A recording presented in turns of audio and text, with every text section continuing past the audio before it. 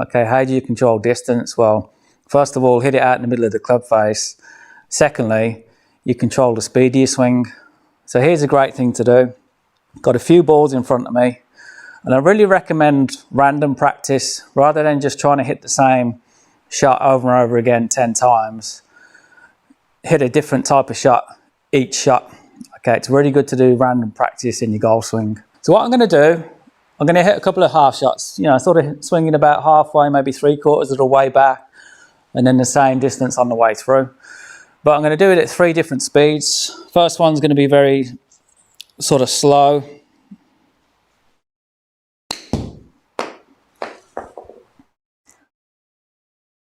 So let's say that went, you know, about 40 yards. Now I want to hit one about 50. So I'm going to go a little bit quicker, but same length of swing. That one's going 50.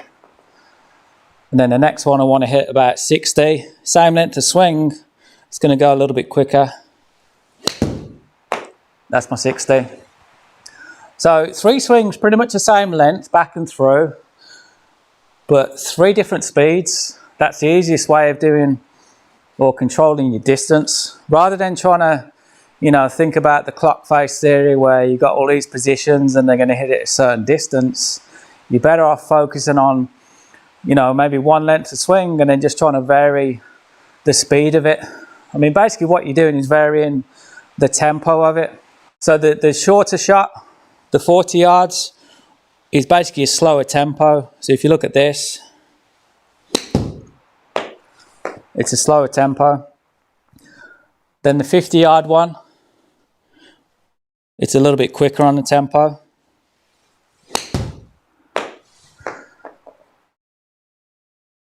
And then the next one, quicker.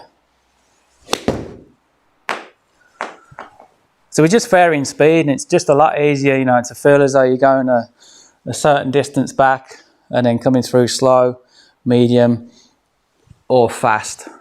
That's the best way of doing it. You're going to get, it's a lot easier, you're going to get a lot more control out of it, a lot more predictability as well. So as I'm swinging back and through, making these smooth changes in direction, the shaft's going to load a little bit on the backswing there. As my arms stop swinging, the club head, the momentum carries on, the shaft loads up, and then we come down, the shaft unloads on the way through and releases the club head. The best drill to do to help you with the release, because I know a lot of you are probably leaning the shaft forward too much, you know, this sort of motion, and that causes the head to decelerate. What we've got to practice with this club is actually getting you to feel the grip end of the club pivot just opposite your left leg here. See how the club head swings forward there? That's what we want. We want to release the club there. We don't want to be leaning the shaft too far forward. So the great thing about the GForce Wedge is you can do a couple of little drills where you get the feeling as you're coming down through the ball, just sort of stopping just after you hit it. You know, when you feel that strike, feel as though your hands and arms slow down and stop, because what we're going to do is we're going to get the shaft to unload, to kick forward. And that's going to help with the release and improve the strike on the golf ball as well. So it's really important to get that feeling as you're coming down, rather than deliberately leaning the shaft forwards, trying to shove the grip through. You know, we need the hands at some point, they've got to slow down so then the club head can swing forwards and release. So that's a great drill to work on, just stopping halfway through. Another good one to do, I've got 5 balls here, so I'm just going to go and start with a very short chip to begin with. Then I'm going to extend it a little bit further back. So the idea is I'm just building up from a very short swing all the way up to a fuller swing. Really focused on how good the strike is. That's the most important thing. And then if I build it right up to hitting a full shot.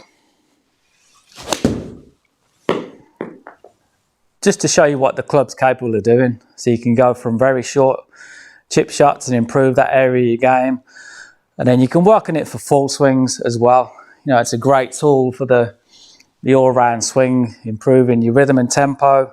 It's really going to help out with your sequencing, your transition, you know, timing that transition. So all we're trying to do really is get rid of any destructive swing thoughts, or, you know, trying to get into a certain position, or trying to manipulate the wrists, or, you know, any part of the body. We just don't want to manipulate any part of the body or try and put the club in a certain position and try and steer it. You know, we've got to get this free swinging motion. That should make a lot of sense. You know, if this club is just swinging back and through freely and I'm just getting my body to respond to it, that's the easiest way for me to then be able to make contact on the golf ball, because it's got a predictable swing and I'm just going with it. I can help increase the speed by accelerating at the right point, but I'm still allowing my body to respond to the swing of the golf club. In the transition, I'm pulling the grip end of the club down. Okay, I'm not pushing. Don't want to do this. Pushing's no good. So in the transition, we pull on the grip end of the club, we're pulling it downward and then through. So we never want to try and push, because you're going to lose the lag in the golf club there. Your arms are going to swing down too wide. That's going to stall out your body rotation. You're going to get all bunched up here. So the downswing, as you come down, as you pull, the path of the downswing will be narrower, coming down and then releasing through. So even on pitching, like I talked about in the 7-iron video, as we transition, we're feeling that we're pulling the grip end of the club down. We still want to get that same feeling. You know, it's no different, same feeling. You know, just imagine it's not a golf club. If I gave you a stick with a steel ball on the end, you know, I'm pretty sure you'd figure out a very efficient way of being able to swing that stick, whether it was a long stick, a driver length, versus a short stick, a wedge length. You know, you would feel the weight of the implement that you're using, and you would find the most efficient way of swinging it. And I think that's a problem with golf. Obviously, we've got all these golf clubs in the bag, different lofts, different heads and stuff, and we feel like there's going to be a different technique for every single golf club, whereas that's not the case. It is when you get to putting that's different, but typically we want to create a swing that's efficient and that allows us to move this golf club back and through in the most efficient way. That's all it's down to. So ultimately, it's about the strike. You've got to learn to hit the center of the club face first.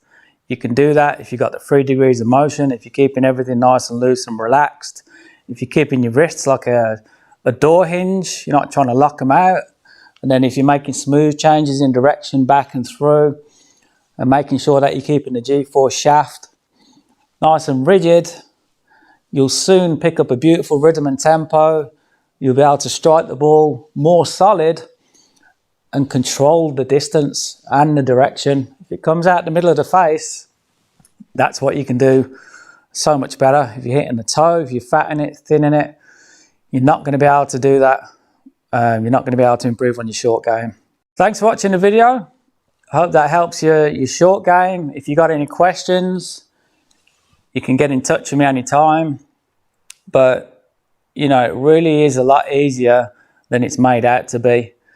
And that's really my purpose here, to bring you the information and put it across in a very simple, easy to understand format.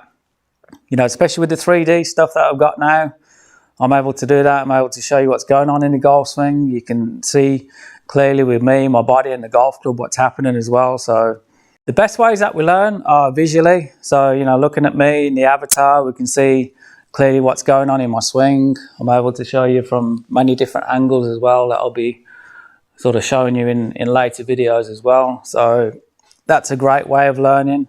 Another good way of learning is through feel. That's why the GForce swing trainers are so good, because you can feel the shaft, whether you're swinging right or wrong. And also sound as well. So I did a video where I was using a metronome app. So it's like a tick-tock motion, like a clock pendulum motion.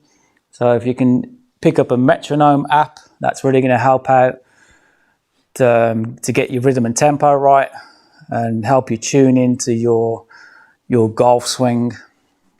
I've also studied a lot over the past 20 odd years, not only on the golf swing itself, but on motor skills, learning patterns, how humans learn motor skills, and that's all the golf swing is. It's a motor skill.